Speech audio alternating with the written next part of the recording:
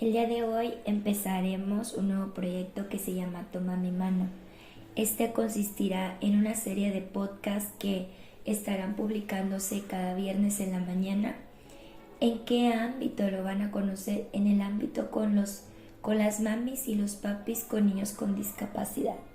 El objetivo de estos podcasts es que tú te sientas reconfortado, que esa sensación que tú tienes, saber que no estás solo, que hay otro padre o madre de familia detrás que pasa por la misma situación y que con fortaleza va de la mano de sus hijos y de los profesionistas para salir adelante. Te invito a que nos acompañes a los distintos temas que va a haber cada semana, en los cuales vamos a abordar temas que no se abordan comúnmente. Bienvenida, mami.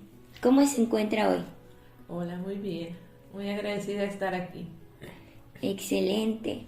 Bueno, todas las que nos escuchan, espero que todos los padres de familia y madres que nos acompañan les sirva este capítulo que vamos a iniciar con el objetivo de pues que ustedes estén involucrados en la familia de la discapacidad, que ustedes se sientan reconfortados encontrando a otra voz, ¿verdad?, por la cual está pasando por las mismas situaciones. Y pues gracias por acompañarnos y por aceptar esta invitación. Bueno, el tema de hoy está muy interesante y es un poco difícil. El tema de hoy es cómo recibimos la noticia de nuestro niño con discapacidad. Entonces, ya sé que es difícil, pero tengo que preguntarte, ¿cómo iniciaste esta parte, esta nueva aventura difícil, con muchos obstáculos, pero capaz de aprender y fuerte ahora? Sí, fue algo difícil porque, en nuestro caso, nuestra niña, su discapacidad se presentó después de nacer, a los 7 meses. Bueno, a los 7 meses fue cuando empezamos a ver detalles que no eran conforme a su edad o no era de un niño regular. Y nosotros al momento de nacer fue un parto normal y fue todo normal. Entonces, pues según los doctores y todo hasta los 7 meses ella iba muy bien. Entonces empezamos a ver detalles en su desarrollo, cosas que hacía, ya las dejó de hacer. Empezamos a ver unos movimientos anormales que ella no controlaba. Y fue cuando empezamos, pues fueron los signos de alerta que tuvimos en ese momento. Cuando que fuimos a buscar a consultar con el pediatra, y pues el pediatra pensaba que era una cosa, nos decía que eran cólicos, pero yo le decía a mi esposo, para mí ella tenía algo más, ¿no? Lo que hacía no era normal. Entonces pues ahí fue donde empezó nuestro viacrucis, primero para saber qué era lo que le estaba pasando, qué era lo que ella tenía. Fueron casi 3 meses que lo que tardamos en lo que empezamos, lo que vimos esos detalles y en lo que la diagnosticaron, pasaron 3 meses. 3 meses difíciles porque en esos 3 meses ella empezó a decaer un poco más, ya se la pasaba dormida, ya no hacía nada, no jugaba, no se sentaba. Entonces, como quien dice, su salud fue empeorando y nosotros no teníamos una respuesta de qué era lo que le pasaba. Y qué fortaleza, porque me dices, bueno, tuve un parto normal, todo evolucionó normal. ¿Tú qué le dices a las mamás que te están escuchando, o qué información les podrías brindar en tu caso de personal acerca de cómo no te diste cuenta, o qué les dices a esas mamás para que tengan sus niños en observación en el caso de tu niña? Más adelante nos platicas qué patología tiene, ¿qué les dirías? Pues mira, yo estaba pensando que falta mucha información. O sea, hay muchos. Yo ahorita ya después de casi 3 años, me doy cuenta que antes de eso había muchos signos de alerta que no vimos nosotros. A mí me tocó que fuera en plena pandemia mi parto. Entonces, pues estábamos encerrados, éramos papás primerizos y pues muchas cosas que ves y dices, le buscas una justificación. O sea, que si llora mucho, pues es que el papá así era de llorón cuando estaba chiquito, que si esto, es por aquello. Entonces, muchos detalles que tal vez si hubiera más información antes del parto, antes de que te alivies, podías tú, al tener a tu hijo, estarlo vigilando o saber que no es normal. O sea, no es normal que tu hijo llore tanto, que no duerma en las noches. Por decir, en mi caso, mi niña cada hora estaba comiendo. Entonces, sí, los primeros meses de que yo me alivié fueron muy difíciles porque no dormía, se la pasaba comiendo, lloraba mucho. Entonces, nosotros le preguntábamos al pediatra, pero pues todo era por teléfono. También por el miedo de salir a las consultas y todo eso, todo era por teléfono. Y que no, pues pueden ser cólicos. Denle este medicamento y métala a bañar para que se relaje. No, y es como todo, o sea, bueno, muchos dirán, ¿por qué no buscar en internet? Ok, sí, sé información, pero no orientada o eficaz. A veces buscamos o googleamos y nos salen más cosas, ¿verdad?, de lo que debe de ser. Entonces, yo creo que sí debería de marcarse la pauta. Yo sé que hay pláticas prenatales durante que vas a tus consultas, ya sea en institutos o particulares, pero yo creo que sí falta esa información, decir, mira, estos ictus son así, si los niños a tal edad hay un estándar, si a esa edad no lo realiza, ves a ver a tu especialista, ¿verdad? Entonces, esa información siempre nos manejan como que las vacunas, ciertas cosas, pero no te preparan para decirte, puede haber una buena noticia o puede haber una mala noticia. Incluso hay patologías que se pueden detectar desde el embarazo cuando vas a tus chequeos médicos, pero yo creo que sí nos falta mucho, o tanto médicamente como a las mamis, y más cuando son primerizas, ¿verdad? Todo nos guiamos lo que dicen nuestras mamás o lo que dice la abuela, o sea, no hay como que algo que te marque, que lleve la pausa y diga, esto está bien, esto está mal. Sí, y por decir, en nuestro caso, nuestra niña sí, pues según nosotros iba avanzando, de que, ya agarra, ya se pone a jugar con las sonajas, ya intenta sentarse. Pero por eso yo ahorita ya tengo otra niña y ahí es donde me doy cuenta que sí es muy diferente lo que la primera iba haciendo a cómo lo hizo la segunda.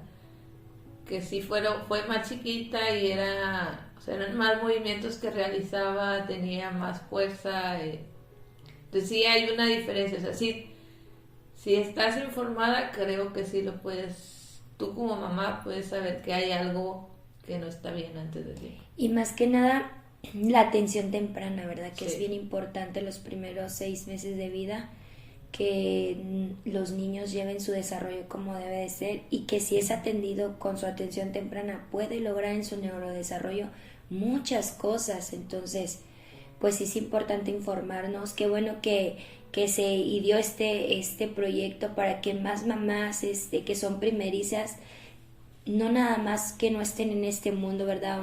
O gracias a Dios que no venga con una discapacidad, pero tú que estás detrás, ¿verdad? Y escuchas, saber que tienes que investigar, saber que hay ciertas pautas para saber cuando tu niño es regular. Ahora, ¿nos podrías decir, amiga, cuál es el diagnóstico de tu hija? Ella tiene síndrome de West. Síndrome de West, ok. Espasmos infantiles. Muy bien, y otra pregunta, ¿cómo te diste cuenta? Ok, ya me dijiste con los signos de alerta, ¿eso te llevó? ¿Qué pasos seguiste? ¿Qué puertas tocaste? ¿Y de qué manera te lo hicieron saber? Sí, ya cuando el signo que más nos alertó, bueno, en mi caso fue que ella estaba sentada y se le iba la cabeza para adelante. Entonces mi esposo decía que no, pues es que es algo que está aprendiendo, pues es bebé, esto lo ha de haber visto en alguna parte y está aprendiendo. Y yo le decía que no, le digo, es que es algo que ella no controla, o sea, no es normal lo que ella hace. Entonces ya fuimos con el pediatra primero y primero pues intentamos como que explicarle porque no lo hacía tan frecuente, entonces no había oportunidad como que de grabarlo, de explicarle más o menos qué era lo que hacía no, pues puede ser, este síndrome se confunde mucho con los cólicos. Okay. Entonces nos dijo de que no, pues pueden ser cólicos, vamos a darle tratamiento para cólicos y si no, pues nos vamos a ir primero por ese lado y si no, pues ya nos vamos por el lado neurológico. Entonces, en lo que siguió ese camino, pues ella empezó a empeorar, empezó a tener más crisis epilépticas, más espasmos. Entonces ya hacía más movimientos y más que duraban más tiempo y más veces en el día.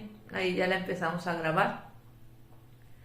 Y ya con esos videos pues los pasábamos al doctor, pero pues el pediatra seguía por el mismo camino. Entonces nosotros buscamos otra opinión con otro pediatra. Y ya él fue el que nos dirigió con un neurólogo.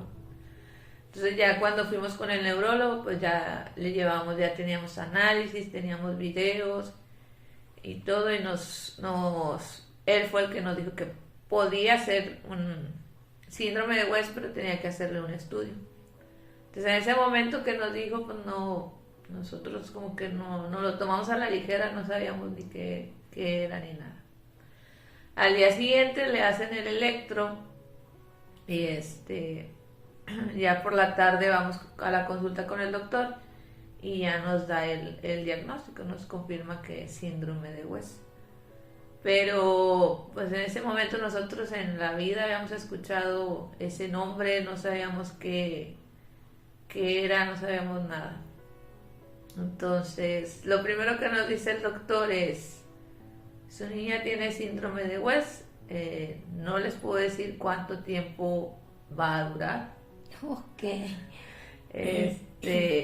Y el tiempo que ella viva no les puedo garantizar el cómo va a vivir, si va a caminar, no va a caminar, si va a depender de alguien, va a depender de una silla.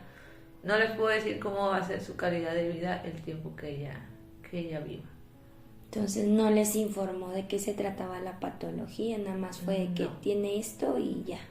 Sí, nada más. No nos explicó qué era. O sea, nada más nos dijo eso. Nos dijo, tiene que empezar con el tratamiento ya. Estos son los medicamentos que va a tomar. Y tiene que empezarlo ya. No sé si vayan a conseguir aquí los medicamentos, porque se batalla mucho. Si no los consiguen, tienen que ir a otra ciudad, pero ella tiene que empezar ya. Ok, ¿y ustedes qué hicieron? Nos quedamos en shock. Y en el momento que, bueno, en mi caso, en el momento que dijo no sé cuánto tiempo va a durar, o sea, yo ahí ya me desconecté y me perdí, ya no supe nada. ¿Te fuiste? Sí. No, pues cómo no. Imagínate ir a una consulta a ver si había noticias buenas y pues no digo que sea noticia mala, ¿verdad? Pero no tener la calidad humana de decir la noticia y no explicar, ¿verdad? Cómo se da el proceso. Bueno, ¿iba sola? No, iba con mi esposo. Con tu esposo y tu niña, muy bien. Sí. Y luego, cuando recibieron las noticias, ¿qué hicieron al momento de llegar a su casa? ¿Cómo fluyó la situación? Pues salimos de ahí y fue así como que, ¿y ahora qué hacemos? ¿Qué vamos a hacer? ¿Qué es esto? O sea, pues no entendíamos nada. Salimos de ahí muy confundidos porque no entendíamos qué era lo que nos había dicho el doctor. Entonces en nuestra casa estaban nuestras mamás, pues no sabíamos qué les íbamos a decir porque ni siquiera nosotros lo entendíamos. Entonces sí fue un momento muy fuerte el llegar a nuestra casa y nuestras mamás esperándonos a ver qué ¿qué nos habían dicho? Entonces, pues no les pudimos decir nada, más que llorar. No, pues sí, me imagino. ¿Y qué pasó en ese momento? O sea, a lo mejor tocar muchas fibras, pero ya estando ahí juntos, se agarraron a investigar, qué acción tomaron. Y lo pregunto porque muchas veces a mamis que nos están escuchando, padres de familia, a veces sientes que eres el único que te quiebras ante una noticia, que es normal y tienen el derecho. Pero quiero que les digas tú que tú viviste tu momento, ¿qué fue lo que pasó? No, pues yo en ese momento la verdad no tenía cabeza para nada, ni para investigar, ni para nada. Entonces, ahí la que reaccionó fue mi mamá. Mi mamá dijo que no, pues tenemos que buscar otras opciones, debe haber algo que se pueda hacer, no nos podemos quedar así. Entonces ya le llamó a otros familiares, o sea, pues como quien dice, otra cabeza fría, ¿no? Alguien un poco externo del círculo que te pueda ayudar o te pueda orientar. Y ya ellos fueron los que nos ayudaron a buscar otras opciones, otros médicos, porque creo que es algo importante, o sea, por decir, en ese momento yo les decía, o sea, a lo mejor no buscábamos que nos dijeran que era otro diagnóstico, sino que nos dieran más opciones y alguien con el que te sientas a gusto, con el que, pues sí, que te ayude, ¿no? Que te dé la confianza de llevarle a tu hijo y que lo atienda, no nada más que te digan, no, pues no sé qué vaya a pasar. Tiene esto y puede ser que sí está o no está. Ajá. Así de sencillo. Sí, claro, o sea, tener la calidad humana y esa empatía de acogerte y decirte, ¿sabes qué? Te puedo ayudar, va a pasar esto y pues cualquier cosa, aquí estamos, ¿verdad? Como profesionistas de la salud. Bueno, y luego, después de ahí, ¿con quién se dirigieron? ¿Siguieron con lo mismo? No, de ahí, pues nuestros familiares nos ayudaron a buscar otras opciones, otros médicos. Y la verdad es bien difícil porque pues empiezan a investigar y que mira, te empiezan a bombardear con aquí está este doctor, está este otro, está este. Te empiezan a bombardear con demasiada información cuando no tienes cabeza para nada. Y que lo que a veces lo único que quieres es un abrazo. Sí. De que todo va a estar bien, vamos a sentarnos, vamos a llorar y hay que seguir el camino. A veces no es tanto, ya cuando estás en esos momentos sentimentalmente, yo creo que lo que quieres es reconfortarte para poder seguir, ¿verdad? Seguir fuerte. Y aparte el saber que, o sea, está en tus manos una decisión tan difícil, que es, o sea, cómo saber qué es lo correcto, ¿no? Entonces, sí, en ese momento fue así como que, Dios, o sea, yo no sé qué hacer, lo dejo en tus manos, tú ponnos en el camino a las personas adecuadas, porque yo en este momento yo no puedo decidir. Entonces, sí, pues yo así lo pensé yo, y fue como que apareció el doctor indicado en ese momento. Mi esposo habló, conseguimos consulta en ese mismo día y nos fuimos a consultar. ¿Fue en tu misma ciudad? No, fue en otra ciudad. En otra ciudad, o sea, sí. de un... Fíjense, mamis, las que están escuchando esto, o sea, cuando uno quiere mover montañas las mueve, o sea, de un lugar hasta otro para buscar otra opinión diferente. Bueno, hicieron su consulta, fueron con el médico, ¿qué les dijo? ¿Qué especialista era? Era un neurólogo pediatra. Ok. Pero, o sea, el diagnóstico fue el mismo, le llevamos igual el electro que le había hecho el doctor de nuestra ciudad y le llevamos todo. El diagnóstico fue el mismo, pero este doctor pues sí se tomó el tiempo de explicarnos y decirnos de que mira, su hija tiene esta patología, esta es patología, se conforma de disarritmia, retraso en el desarrollo y espasmos o epilepsia. Agarró un libro, nos empezó a explicar las partes del cerebro, cómo era qué era lo que le pasaba a ella, los tipos de epilepsias que había, nos explicó todo, o sea, cómo era la enfermedad. Después de eso nos dijo el procedimiento o los medicamentos que podía tomar. Nos dijo, para esto hay una infinidad de medicamentos y tenemos que encontrar el adecuado para ella, porque no, dice, no es como con otras enfermedades que te doy esta pastilla y con esta te va a funcionar. En este caso, ¿no? O sea, tienes que encontrar la adecuada para la persona. Entonces nos dijo, vamos a empezar con este medicamento y si no funciona vamos a agregar otro y si no vamos a buscar otro y hasta que agotemos todas las opciones de medicamentos. Entonces, eso va a ser en 6 meses y si en 6 meses no vemos mejoría, vamos a hacer esto y si no vamos a hacer esto y si no hay una cirugía y si no, tenemos todas estas opciones. Entonces, ya nos dio un poco más de esperanza y nos explicó de si se controlaban los espasmos y con ayuda de terapias ella podía pues tratar de llevar un desarrollo un poco más regular, desfasado, pero lo mejor posible para que tenga una mejor calidad de vida. En esos momentos, ¿cuántos meses tenía la niña? En esos momentos tenía 10. 10 meses. 10 ¿Y meses. su desarrollo cómo iba? ¿Qué hacía? O mejor dicho, ¿qué no hacía? No, bueno, cuando ya la diagnosticaron, ella no se sentaba, o sea, no se sentaba, no sonreía, no agarraba objetos, no comía, o sea, no hacía nada. Se la pasaba acostada y dormida. Qué desesperación, ¿no? Decirte todavía otros 6 meses en cambios de medicamentos, viéndole en esas condiciones, y luego todavía espera otros 6 meses entre cambios de medicamento y si va a haber una mejoría. ¿Cómo te sentiste cuando te dijo eso? Pues me sentí mejor que lo que me habían dicho un día antes. No, pues claro. Indudablemente, ¿no? O sea, de esa segunda consulta salí mejor, con más esperanza que la primera. Porque él ya nos dio, o sea, no fue el diagnóstico de no sé cuánto tiempo va a vivir, o sea, había una esperanza y había esperanza de que se pudiera controlar y se pudiera hacer algo. Se iba a llevar su tiempo, sí, pero teníamos ya una esperanza. Y ya con toda la información que te había dado el médico, ¿tú investigaste ya de la patología? Sí, después de ahí yo estuve leyendo, buscando en internet.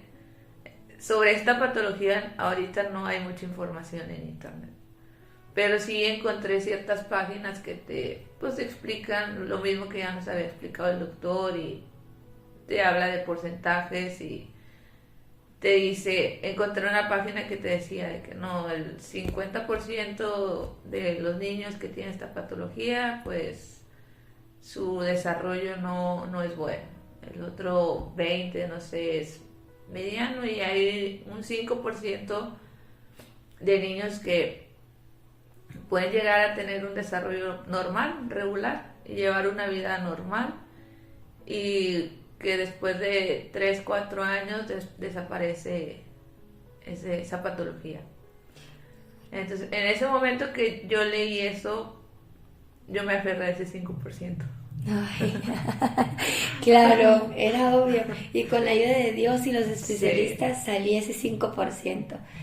Ok, hoy mami, los que están escuchando, si quieren pertenecer al síndrome de West del 5%, escúchenos.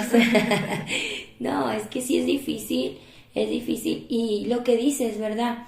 El que te hayas encontrado otro profesionista de la salud, que te haya tomado de la mano y que te haya dicho, mira, hay mucha esperanza, y tú tener la fe y seguir, ¿verdad? No dejamos afuera a los especialistas de la terapia, neurólogos, y seguir el camino con mucha fuerza. Y más que nada, lo importante, con núcleo familiar, ¿verdad? ¿Cómo reaccionó ya tu familia sabiendo esa información del médico? ¿Se unieron, se desunieron? ¿Cómo lo enfrentaron ya estando así? Pues mira, al principio fue difícil, tío, porque era plena pandemia. Estábamos todos encerrados y todavía no te podían visitar. Entonces sí fue, primero fue un poco difícil el decirles. O sea, el como que hablarles y platicarles de que, oye, pues está pasando eso. O sea, Nada más los familiares a los primeros familiares que les habló mi mamá fueron los que se enteraron y luego ya pues los demás se fue corriendo el mensaje. Entonces sí, pues sí nos marcaban y de que cómo están y que en lo que les podamos ayudar y todo. Pero era muy diferente porque no había nadie ahí en tu casa por la situación que estábamos pasando. Entonces sí, muchos era por teléfono, por mensaje, pero, o sea, en ese momento del diagnóstico, pues sí tuvimos apoyo familiar. Lejano, pero sí lo tuvimos. Yo creo que esa es una parte sumamente importante, ¿verdad? Tener el apoyo de la familia y el núcleo directo, ya sean que se sumen o se resten, pero los que vayan a estar ahí, pues estar fuertes, ¿verdad? Es lo más difícil porque a veces por no saber tratar a la familia, a la niña, por las patologías o la discapacidad que tenga, pues se pone una barrera, ¿verdad? Psicológica, aunque uno diga, no, pues sí quiero, pero no sé cómo tratarlo, ¿verdad? ¿Esa parte para ti fue difícil después de eso? ¿Ahora en día? Hoy en día, bueno, hoy en día es muy diferente al principio, porque, digo, al principio pues no teníamos idea de qué era, aunque nos explicó el doctor, no sabíamos a qué nos íbamos a enfrentar. O sea, íbamos paso a paso. Primero, nuestra primera preocupación era que los espasmos se controlaran, hacerle sus terapias para que ella pudiera, pues primero se pudiera sentar, que pudiera comer. Entonces como que fuimos paso a paso, primero nos preocupamos por esto y después por esto y poco a poco. Entonces, ¿cuál fue la primera, pues sí, la primera noticia, la primera acción de tu niña en su neurodesarrollo cuando empezó su terapia? Lo primero fue creo que lo primero fue la deglución, porque ella no comía. O sea, yo le daba papillas y lo regresaba todo. Entonces creo que con las primeras terapias fue lo primero que empezó a hacer la deglución, y luego ya después el sentarse, después a los meses el gatear, como al año y medio empezó a caminar. ¿Cómo te sentiste con la primera, con la primera acción de la niña? No, cuando se sentó fue como que lo máximo. Fíjate que este punto, yo creo que me voy a meter en donde no debo, pero digo, ¿qué tanto, verdad, los que nos están escuchando, qué tanto tiene que pasar para valorar a tu hijo de esa manera? Obviamente no digo que los demás que no tengan a sus niños regulares no los valoren, pero los pequeños detalles. Empiezas a valorar los pequeños detalles, el que, mira, agarró un juguete, agarró algo juntó los dedos, o agarró una servilleta, o se pasó la papilla, tomó agua. Pues en el síndrome de West pierden la sonrisa, entonces ella no sonreía. Oh, qué difícil ver a tu hija y tenerla en tus brazos y no sonreírte, o sea, está difícil. Sí, es de las cosas más difíciles. Entonces, por decir, de cada detalle, cada cosa que iba haciendo era lo máximo para nosotros. El día que ella sonrió fue el mejor. Uy,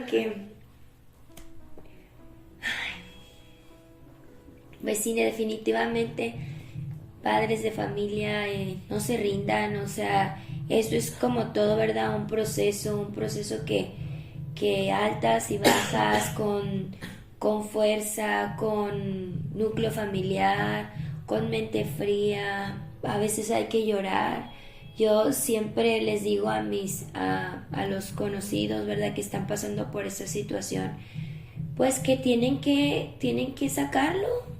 Obviamente también tienen que ir a psicólogo, ¿verdad? Pero hay veces que tienes que sacarlo para que todo fluya y que tú sigas tu camino y agarres más fuerza y tengas esa entereza de salir adelante.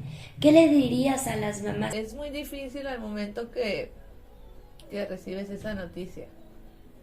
Y sí, o sea, pues como papás es un dolor que no te imaginas. Y lo único que nos queda es tratar de levantarte lo más rápido posible, porque de ti dependen tus hijos y de ti depende tu ayuda, es lo fundamental para que puedan salir adelante. Entonces sí, hay que tratar de, duele, pero tienes que levantarte lo más rápido posible.